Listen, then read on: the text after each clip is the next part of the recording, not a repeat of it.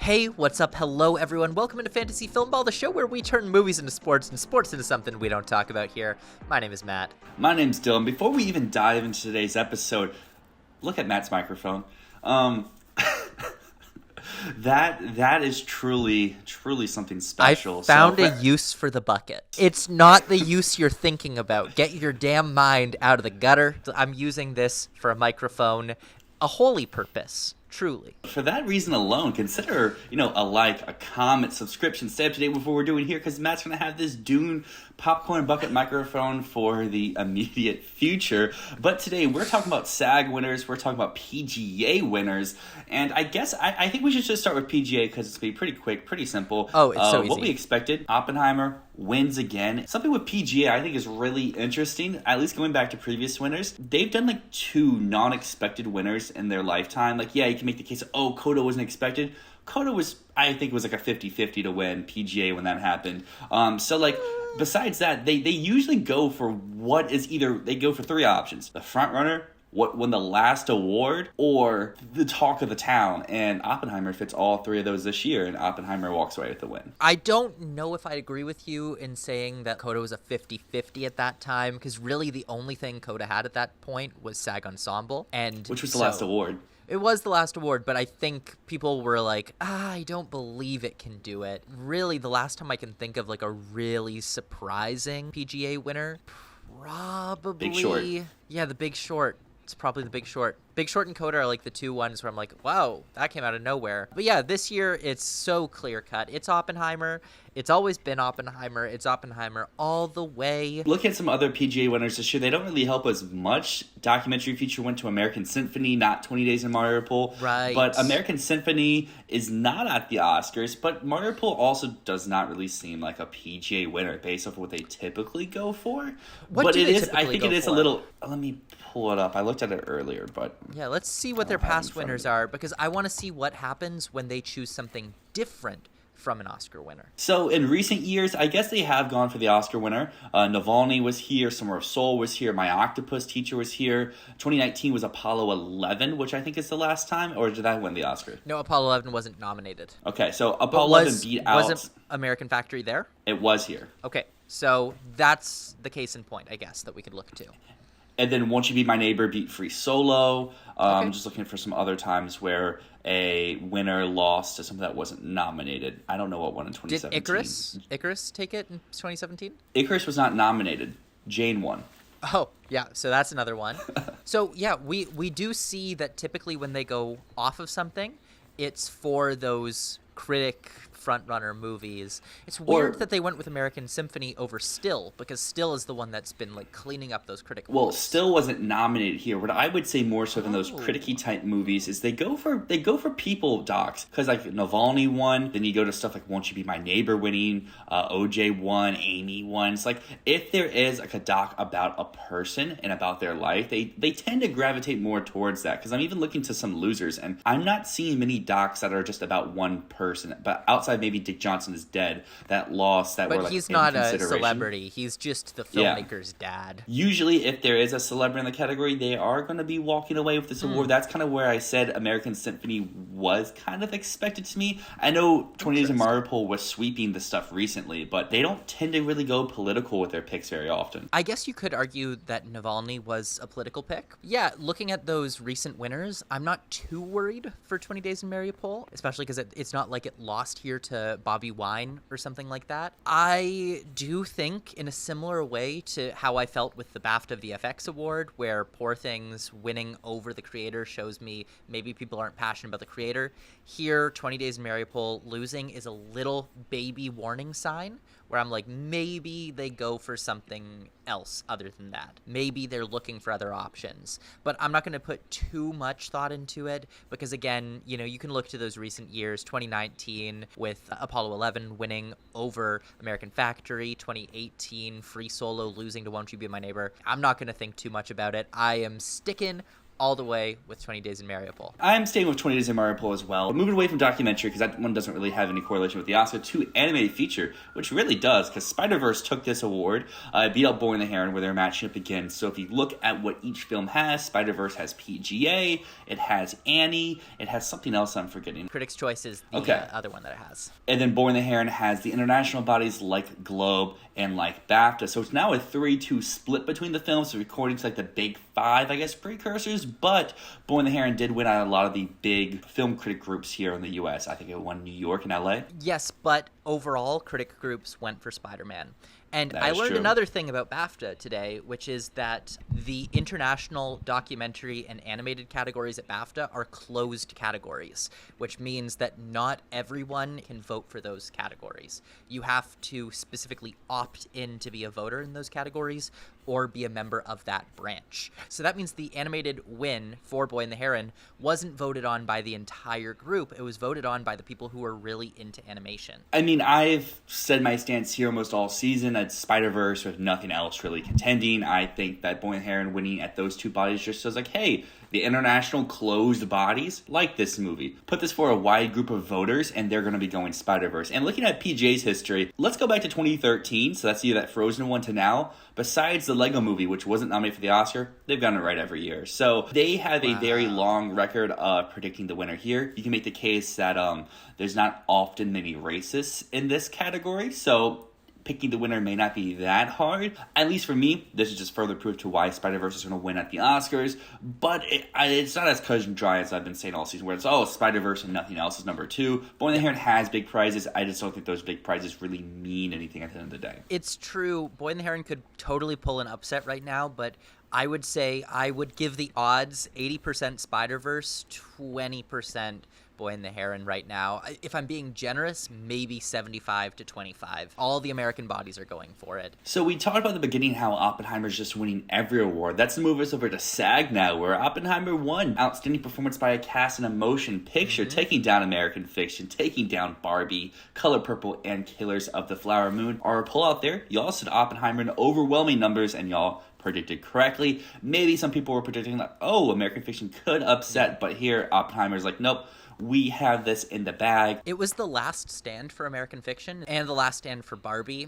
Although, really, the last stand for Barbie is also PGA, which it also lost. For Oppenheimer, it made so much sense to be a SAG Ensemble winner, especially after it won 2 other acting awards. At that point, it's just like, yeah, just give it SAG Ensemble. It just makes sense right now. It's going to win that award. Every year, the way that you and I predict, we're less reacting to what's going on, and we're more looking at, like, what doors exist. And through the season, those doors close. And with SAG, many of those doors closed. SAG Ensemble win, as well as PGA, as well as DGA, as well as BAFTA, as well as Globe, as well as Critics' Choice, means that the door for anything else in Best Picture is officially closed. Oppenheimer is winning uncontested. Well, let's continue with some more doors that have closed, because in Best Actor in Supporting Role, Robert Downey Jr. continues his sweep, winning here for his portrayal of Louis Strauss. Maybe some people are like, this is where Gosling could poke his head up. Or maybe we see some sort of split from what the conventions have been so far. But nope, it's just Downey Jr. I think he gave the best speech of the night. And I think that just continues to show that, hey, he is someone who is, 1, in the Best Picture frontrunner, 2, was really good in his role, 3, people really like, and 4, can continue his momentum with each win in the season. This shows it. Oscar, here he comes. This is a really important point that you've just brought up, Dylan, which is speeches. Speeches are the number one most important thing, and it's why these precursor wins matter. Not only do the precursor wins show the trends of how people are feeling, but they also give a very important opportunity for people to show that they are likable, to remind voters this person deserves one. Because not every voter votes with their preference. A lot of voters vote with their heart. That's not how I would always want people to vote. I don't always love when people are like, this person was the best, but I think this person deserves it right now. But we've seen time and time again with these anonymous Oscar ballots, that is the logic in a lot of Oscar voters' minds. And so it is so crucial, especially because this is the last ceremony before the Academy Awards in 2 weeks. Currently, voting is open. Having a chance to have a speech and making a good impression really makes a difference when it comes to who is going to win the award. And Robert Downey Jr., his speeches have cemented that sweep because he is so engaging, so witty. Well, let's go over to his co-stars, Cillian Murphy, who wins here at SAG for Oppenheimer. And honestly, since Oppenheimer came out, I know I was kind of in the minority not having Bradley Cooper early on, but I just feel like when Oppenheimer came out, this movie can't be what it is without him, and it would be so weird if we went the whole season and Murphy was not the one winning actor. And I know we had the scares at CCA where Giamatti won, but I feel like with BAFTA now here at SAG, when you're in the Best Picture frontrunner, we saw this last year with Everything Everywhere, and I think we will continue to see it going forward. If you're in a tight race, you're gonna get that boost to win your category. It's not always necessarily the truth. I mean, we could look back. Let's just look at some Best Picture winners. Did their lead actor come along? Everything Everywhere, yes, Michelle Yeoh won the Oscar. Birdman, I think, is, a really great example there. Michael Keaton is the face of that movie. He still lost, and he was in a tight race. Same with 12 Years a Slave. Chiwetel Ejiofor was the face of that movie, did not come along with it. I guess you could make the argument that Birdman, at the very least, Michael Keaton losing might be because it was a bit of a toss-up race. We didn't know whether it was going to be Birdman or Boyhood until the envelope was opened. But I guess with 12 Years a Slave, you could absolutely say Chiwetel Ejiofor should have gotten a bit of a boost over Matthew McConaughey from the love of that movie. So it doesn't necessarily always compute that a Best Picture frontrunner needs to have a lead acting win. But it definitely helps, and it has helped Cillian Murphy edge out Paul Giamatti this whole season. I was really surprised when Paul won Critics' Choice. It has always felt like it was going to be an isolated thing for me. I don't know why so many pundits out there were really on the Paul train. I guess the argument is that he won 4 SAG Awards before, so why not win another? The SAG set's fake because like half of those are for ensemble wins for TV stuff. But I didn't know that. That's ridiculous. Yeah, that doesn't count. But for I guess the first point there of like, when I said that being a Best Picture frontrunner helps you, I guess I should clarify. I meant that just overall in tight categories, not just in lead actor. So last year with Jamie Lee Curtis, that propelled her in that category. Then we can see stuff like Coda and adapted screenplay, or we could see Parasite edging out in director, stuff like that, where maybe it's a tight, it doesn't always need to be lead performance, but for Oppenheimer, this would be its closest category this year. And then for the second part, for Paul Giamatti, I just feel like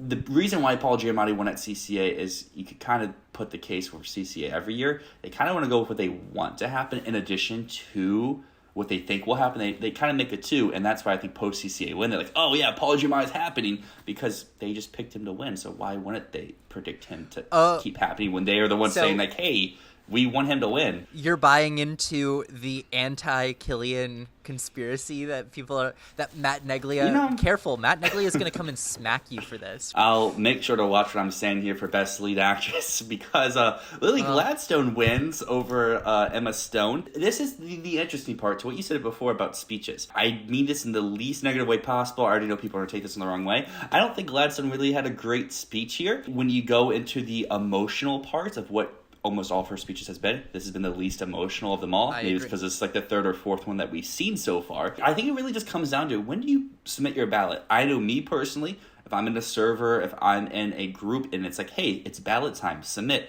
I'm submitting it day one. People who submit day one, the last speech they saw was Emma Stone. People who wait until the last minute to submit, the last speech they see is Lily Gladstone. And I think that's kind of how this Best Actress race is coming down, is how many people submitted their ballot early.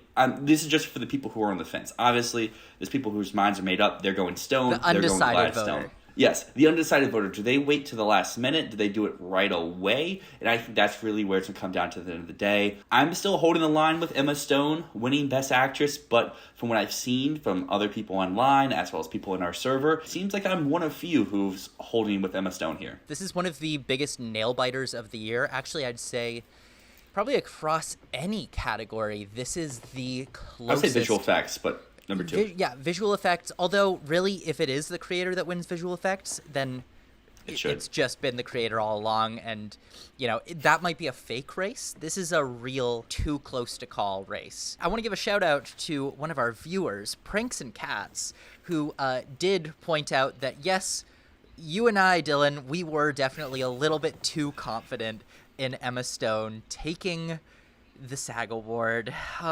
So we can definitely take that L, but it is definitely still a really tight race. And to the point of what you said, that was why I was talking about speeches earlier, because yes, Lily Gladstone had a chance to speak, but thinking back to her Golden Globe speech, that was a perfect speech, because what a great speech does at an awards show is it thanks everyone, but beyond that, it contextualizes why this win matters. At the Globes, she did such a great job of recontextualizing why this win matters in the landscape of how Hollywood has treated Indigenous actors in the past and Indigenous stories. Fantastic speech. And that speech really gained her a lot of support. In this SAG speech, that sort of part of it was missing, recontextualizing the win in the broader scope of things. It wasn't a bad speech. It just wasn't the type of speech that's going to mobilize voters to see this as an important thing to vote for, which is a really key thing in a narrative win. Usually with those types of wins, you want to kind of hammer on those points at any point possible. Jamie Lee Curtis really did it well last year, where her narrative win came from her being like, I've always wanted one of these. I'm going to keep saying that. Keep on saying how much this matters to me, how much, I've meant to the film industry. Lily Gladstone didn't really do that, and I respect it. I respect just thanking everyone, taking the win for what it is, but it didn't help the narrative. I have no idea what I'm going to do in this category. My heart says Emma Stone, but my brain is saying Lily Gladstone. My gut is saying Lily Gladstone. It feels like the momentum has shifted towards her. If she'd gotten up there and said an incredible speech that was emotional and impactful and really highlighted the importance of this, I would totally be like, okay, she's hands down winning. It's gonna just be momentum wave. But with the way things went down, I think this is 50-50. Today we'll say one thing, tomorrow might say something completely different. I will probably hold Emma Stone for the time being, but when we do record that final video, maybe I will flip over to Gladstone. I'm just still questioning, can a performance that has such little screen time win in a movie that's not as strong? We've seen performances that are probably supporting and win in lead. That's when they are the biggest films of the year. Think Silence of the Lambs, where, yeah, Anthony Hopkins is 100% a supporting performance in that film, but because the film's so big, he's so big, he was able to overcome that. And I'm just not sure if Gladstone is able to do that when she's going against Emma Stone, who is in either number 2 or number 3 film in Best Picture, probably winning a few techs. I think it will be a very interesting race all the way down to the last minute, like you said. But I think one thing that's really interesting with the lead actress category and the supporting actress category is if Lily Gladstone had gone supporting, would she sweep? Because Divine Joy Randolph now joins a company of like 4 other actors to be the only people to sweep everything, because she has now won BAFTA, SAG, Critics' Choice, Golden Globe, as well as all of the major regional critics groups of New York, LA. She's won everything, and I saw this on Twitter yesterday. So I think it would be really interesting if Gladstone wasn't supporting, what would have gone down. Because like immediately you're like, oh yeah, Lily Gladstone would win. But when you see how much Randolph has dominated, you're like, oh, that really pulls into question, because like maybe she's dominating because of how weak the competition is. But on the other hand, clearly if she was a little bit weaker, someone else would have won somewhere, and no one's won anywhere else that quote matters. But yeah, she won at SAG. Again, sweep continues, just like Downey Jr. going to go on to the Oscar. Absolutely. There's no doubt about Randolph, but you bring up a really interesting question, and I think my answer would be Lily Gladstone would win, with like a lot of critics groups going Randolph. I think it would be split at those smaller critics groups, and probably split at the bigger critics groups too. And then probably Randolph would take like one of the major awards away. Maybe BAFTA would be the one that Randolph would take away from Gladstone, because Gladstone didn't get nominated at BAFTA. It wouldn't have been a clean sweep, but I do think Gladstone would have prevailed if in the supporting actress category, which honestly I would have very much preferred that. I've said many times on this channel, I don't think that Lily Gladstone's performance had the material to be considered a lead, although I understand all of the reasons why that didn't happen. Randolph's winning. What else can we say? Can't really say much about it. What we can say is outstanding performance by a stunt ensemble. We never talked about final SAG predictions, but I would have made the case, hey, Mission Impossible is winning because it's the only film here that is, I would say, in actual contention, because John Wick is the only other one that could have won, that was recognized anywhere else. Mission Impossible had 2 Oscar nominations. But Barbie was also at BAFTA. nominated. But Barbie's not an ensemble winner. It's not a stunt movie. I like the stunts in the film because like the comedy of them is good, like the Michael Cera fight scene, the Ken fight on the field, but they don't care about dancing, so it's only those two scenes. So I would say it's Mission Impossible, John Wick. I would say 75-25, but all the major pundits, what I saw and most of Gold Derby had John Wick, and I'm like, but no one's cared about John Wick this whole award season. Mission Impossible's had such a strong presence. The industry loves this movie. We see that here with the win here. And I guess the last thing to talk about before we finish up here is I actually watched the SAG. I don't know, did you watch the ceremony or did you just look at the clips later? Oh, I sure did watch live. I liked it. It was fun. I liked Idris Elba doing some hosting. He wasn't bad. I think this is what the Oscars kind of should try to follow. Like, obviously, you have to have commercial breaks, but you don't need dumb skits. Just have the actors come up. It felt like sometimes they were just riffing. Yeah. Obviously, they had cue cards and stuff, but like, just let them do their thing. These are actors. They know how to act. Let the winners say fuck. Yeah, and they can entertain. And like, I really enjoyed like when American Fiction's cast came up to introduce them. I thought that was hilarious. Eric Alexander.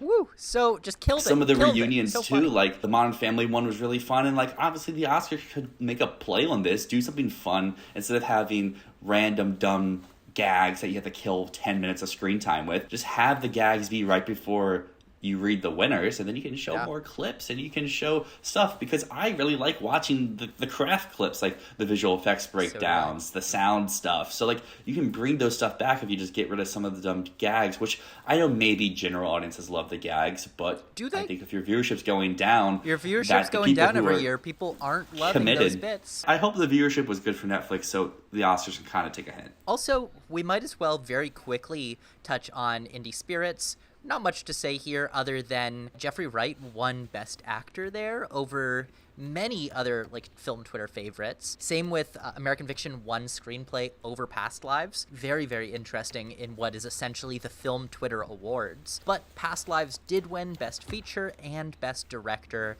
so overall they liked Past Lives more. I would have been a little bit on alarm if somehow American Fiction did win there. But again, it wouldn't have mattered anyways because it lost SAG. Past Lives won the big stuff. But it is, I think, very interesting. Like, Jeffrey Wright beat out... I'm just trying to see, is anyone here Oscar nominated? No. He is the only Oscar nominee in this bunch, so maybe that could be part of it. But he did beat out film Twitter favorites like Andrew Scott, Taylor Yu, Greta Lee, Natalie Portman. Randolph wins in her category. Sessa won Breakthrough Actor, which, I mean... Did you have competition? These awards kind of went how you really expected, but there are some cool wins a little mixed in here, though. Anatomy of a Fall does get another victory in the International Feature over Zone of Interest. The Oscars are coming up 2 weeks now. It's coming up so fast. We are going to be dropping our final predictions probably next week, a little bit closer. We have to let these things marinate. We have to really think about this Lily Gladstone, Emma Stone race, because what's going to happen? I don't know what's going to happen. I'm freaking out, man. I'm freaking out. They should just read... and the winner of Best Actress is Stone, and just hold it for a second. Gladstone or Emma Stone. That's how they should do it. Build the suspense. I'll tell you, I'll be glad if Emma Stone wins. Well, for everyone out there, let us know down below. Do you want Gladstone, or do you just want Stone and Best Actress? But until next time, my name's Dyl. My name's Matt, and this has been Fantasy Filmball.